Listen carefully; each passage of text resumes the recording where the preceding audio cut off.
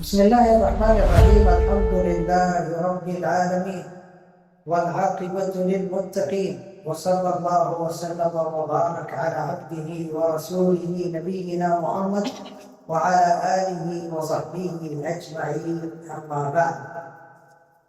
وعن مصعب بن سعد بن أبي وقاص رضي الله عنهما قال: رأى سعد أن له فضلا على من دونه، فقال النبي صلى الله عليه وسلم: هل تنصرون وترزقون إلا بضعفائكم؟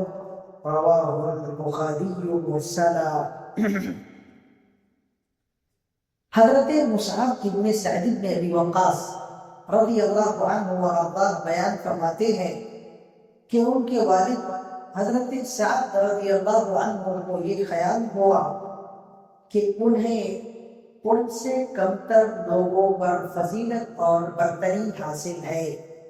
اللہ کے نبی صلی اللہ علیہ وسلم نے جب یہ بات محسوس کی تو آپ صلی اللہ علیہ وسلم نے فرمایا: تمہاری کمزور لوگوں کی وجہ سے ہی مدد کی جاتی ہے اور انہی کی وجہ سے تمہیں رزق دیا جاتا ہے۔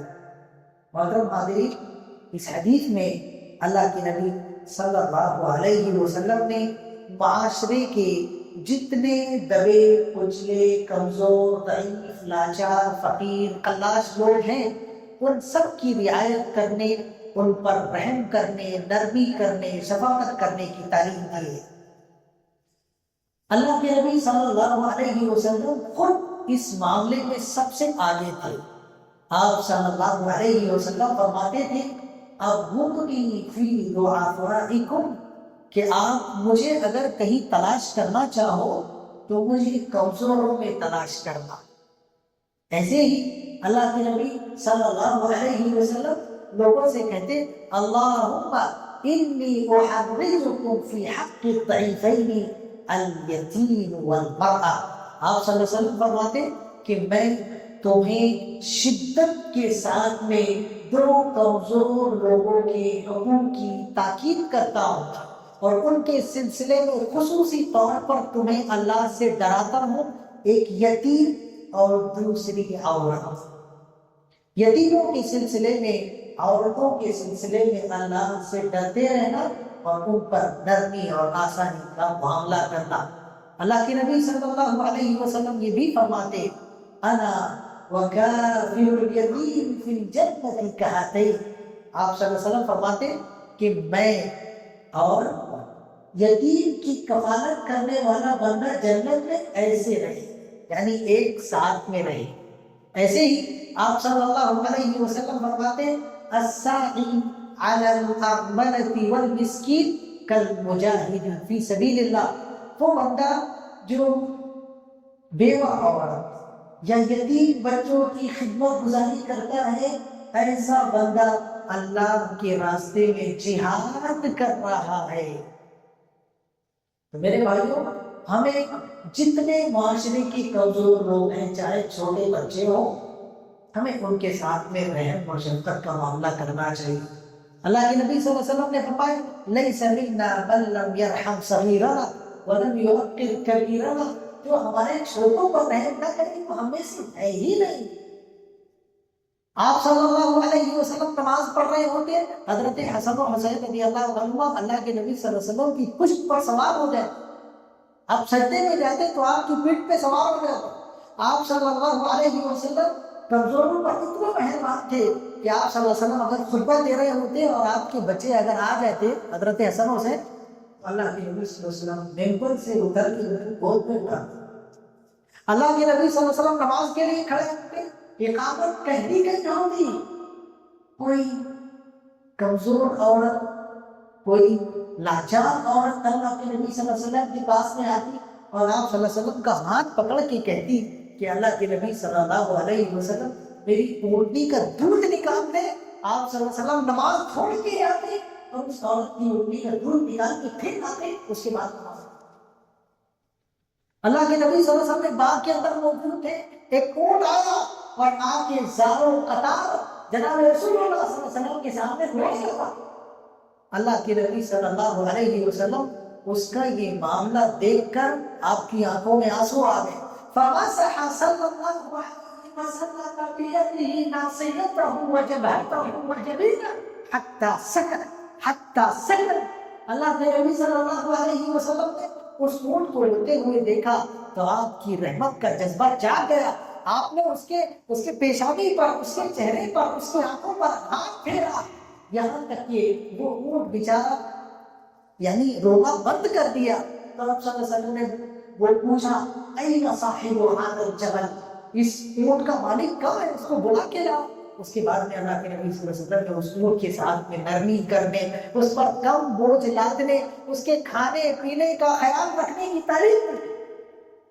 تو ہمیں بھی چاہیے کہ ہم اپنے گھر کے اندر خاص طور پر اور اپنے باہر بھی عام طور پر کمزور لوگوں کا خیال کریں.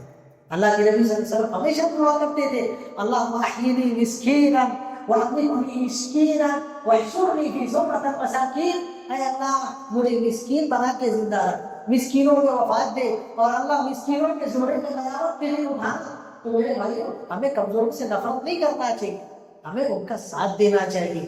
ہمیں اپنی طاقت کا غلط استعمال نہیں کرنا چاہیے کہ سامنے والا کمزور ہو گیا، پکڑ کے دبا لیا، اس کے حقوق کو غصب کر لیا، اس کا مال ڈھانپ لیا، اس کا حق ادا نہیں کرتے. ایسا نہیں ہے میرے بھائیو. آپ کے سامنے اگر کمزور ہے تو آپ کو چاہیے کہ آپ اس کی کمزوری کا خیال کریں، اور آپ کو اللہ نے جو پاورفل بنایا ہے اس پاورفل اور طاقتور ہونے کا شکریہ. اور پہلی فرصت کو اس بات ہے. آج اگر آپ کو کوئی پوچھنے والا نہیں ہے تو اس کا یہ مطلب نہیں ہے کہ کل قیامت کا دن قائم نہیں ہوگا. اللہ رب العالمین اس کا رب ہے، اور اللہ سب سے قوی، سب سے پاورفل، سب سے طاقتور ہے. اللہ اس کا بدلہ لے.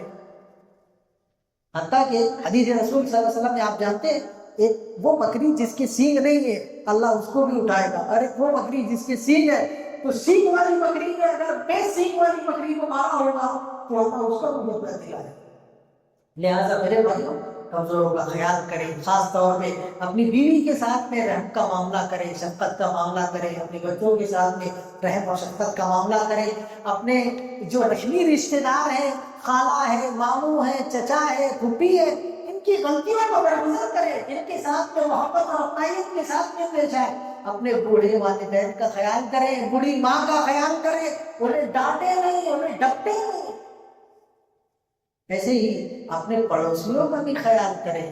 آپ راستے میں اگر جا رہے ہو، آپ کسی لاچار کو دیکھیں، ہاتھ ٹوٹا ہوا ہے، پیر ٹوٹا ہوا ہے، آنکھیں نہیں ہے، ایسے بندے کے لیے آپ رحم کا معاملہ، 1 روپیہ ہی دے سکے 1 روپیہ دے دیں، رحم کا معاملہ کریں. اللہ رب العالمین نے آپ کو عزت سے، جاہ و جلال سے، پیسے سے جو بھی پاور دی ہے، اس پاور کا شکریہ یہی ہے کہ آپ کمزوروں کا خیال کریں. اللہ رب العالمین ہم سب کو بھی توفیق عطا فرمائے، ہمارے گناہوں کو معاف فرمائے، اور اللہ رب العالمین کمزوروں کا خیال رکھنے والا بنائے. اور اللہ رب العالمین اللہ کی نعمت جو طاقت اور قوت کی شکل میں اللہ نے ہمیں دی ہے، ہمیں اس کا شکریہ ادا کرنے کی توفیق عطا فرمائے. اور اللہ رب العالمین ہمارے ہاتھوں کو، پیروں کو، آنکھوں کو، کانوں کو، عزت کو، مال کو، ابرو کو، حیات کو، اللہ سب کو ہمارے لیے سلامت رکھے، اور اس کا صحیح فائدہ اٹھانے کی ہمیں توفیق عطا فرمائے. اگر فائدہ اٹھانے سے اللہ رب العالمین ہم سب کی حفاظت فرمائے. آمین. وآخر دعوانا الحمد للہ رب العالمین. السلام علیکم ورحمۃ اللہ وبرکاتہ.